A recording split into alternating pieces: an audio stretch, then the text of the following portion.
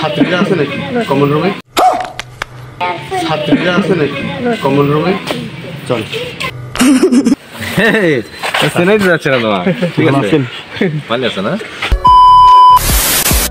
আসসালামু আলাইকুম। হ্যালো দর্শক, আশা করছি সবাই ভালো আছেন। আলহামদুলিল্লাহ, আল্লাহ তাআলার অশেষ মেহেরবানিতে আমি কিন্তু মেলা ভালো আছি। হ্যাঁ, তো স্বাগতম আমার 2025 সাল উপলক্ষে ঘোরাঘুরির 3য় নম্বর পর্বে। আর এটা কিন্তু ছিল খুবজিপুর বহুমুখী উচ্চ বিদ্যালয়। ভাইরে ভাই, নভেম্বরের 2 থেকে 6 তারিখ পর্যন্ত পালিত হয়েছিল 4th গুরুদাসপুর উপজেলা কাপ ক্যাম্পুরি 2024। নানান স্মৃতি জড়ায় আছে ভাই, মনটা ছটফট করতে লাগিছিল। আমরা যে কজন মিলে ক্যাম্পে ছিল, ভালোবাসার সোহাগ সাথে করে মাঠটা আর স্কুলটা দেখার জন্য চলে যাচ্ছি। আর এটি আসার সাথে সাথেই দেখা হয়ে গেল গুরুদাসপুর উপজেলা স্কাউট সম্পাদক মিজান স্যারের সাথে। এই সম্পাদক স্যার,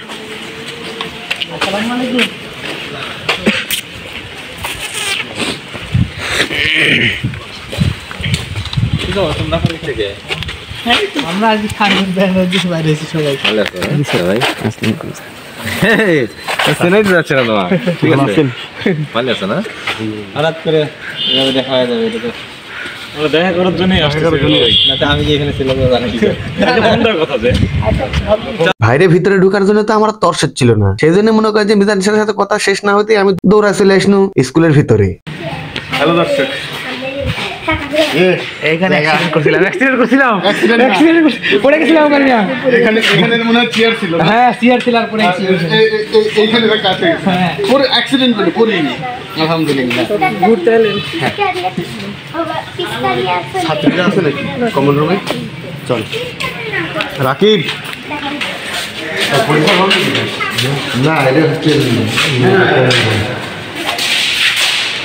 হ্যাঁ, স্মৃতিগুলো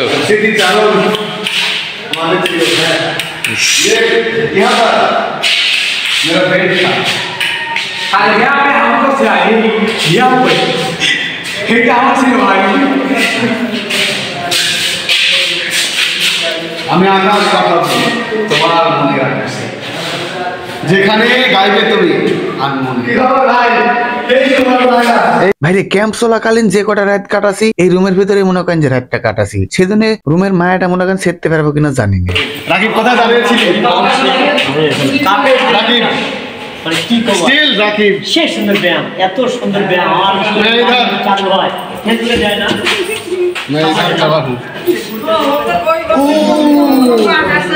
আপনারা আবার মনে মনে ভাবতে পারেন আমি এটি দাঁড়া থেকে কি করছি। আসলে ভাই, আমি যে কদিন বাইসে থাকবো এই দরজা আর এই জায়গাটার কথা আমি মনে করেন জীবনেও ভুলবো না। কিসের লেগে? বিশেষ একটা স্মৃতি আমার জড়ায় আছে এই জায়গাটা।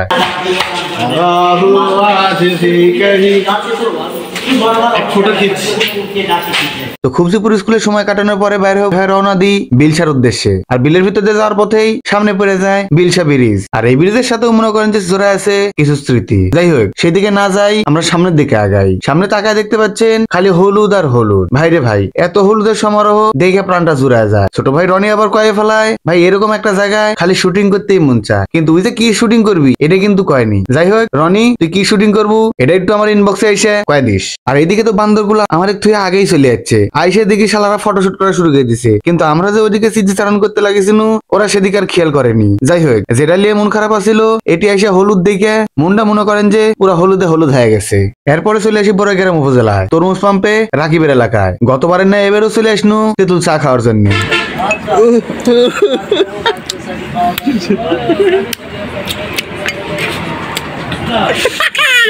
ভাইরা ভাইরা না হওয়া ভাইরা, এটা আমার আসতে ধরো আরো 5-7 বছর। ও ভাইরা না হওয়া ভাইরা, না হওয়া ভাইরা না অন্ধকার আসলে।